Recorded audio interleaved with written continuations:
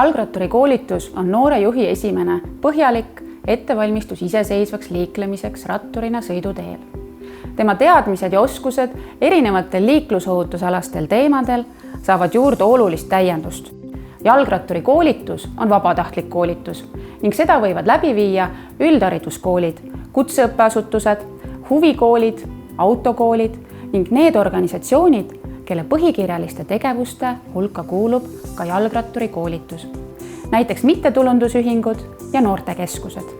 Koolitaja peab olema vähemalt 21-aastane ja omama mis tahes mootorsõiduki juhiluba. Erandkorras võib koolitada ka lapsevanem.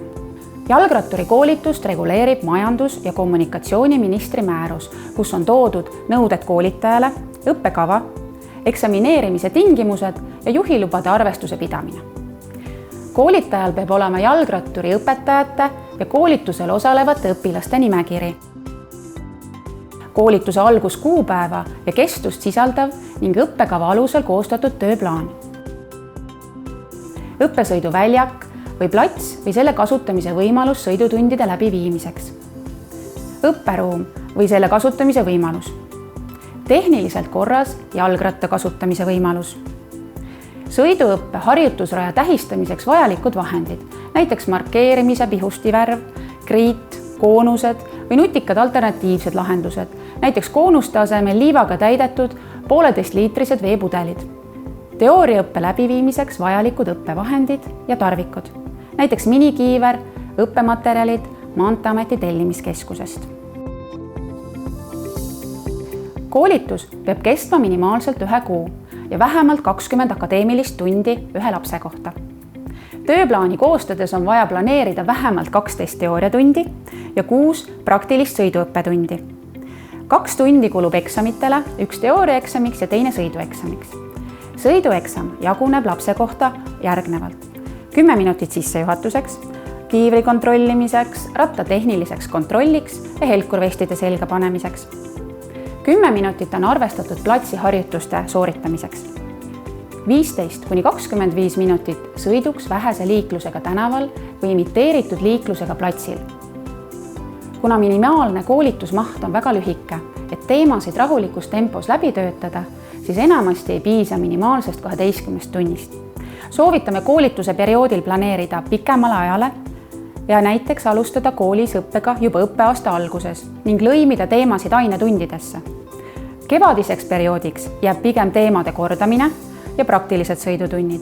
Näiteks võib praktilist sõitu teha kehalise kasvatuse tundides või hoopis lapsevanematega kokku leppida ühine sõidutundide aeg mõnel õhtupoolikul või nädalavahetusel.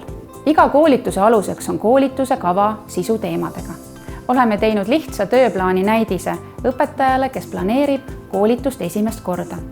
Näidis on leitav liikluskasvatuse veebilehelt. Kõik tööplaanis kajastatavad koolituse teemad on loetletud jalgratturi koolitust reguleeriva määruse lisas 4. Enne jalgratturi koolitusel osalemist peavad laps ja lapsevanem allkirjastama taotluse jalgratturi juhiloa saamiseks. Taotlus on koolitajale aluseks, et väljastada pärast eduka eksami sooritamist juhiluba. Taotluse põhi on leitav liikluskasvatuse veebilehelt. Tasuta koolituse õppematerjale saate tellida Maanteeameti õppematerjalide tellimiskeskkonnast. Leheküljelt tk.mnt.ee leiate eraldi alamkausta jalgratturi õppe, kus on materjalid, mida soovitame jalgratturi koolituse läbiviimisel kasutada.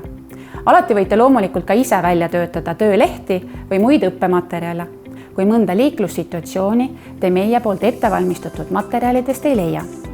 Võimalusel soovitame kaasata koolitusele oma ala spetsialiste, rääkima näiteks esmaabist, jalgratta hooldamisest ja korrasolekust ning õigetest sõiduvõtetest.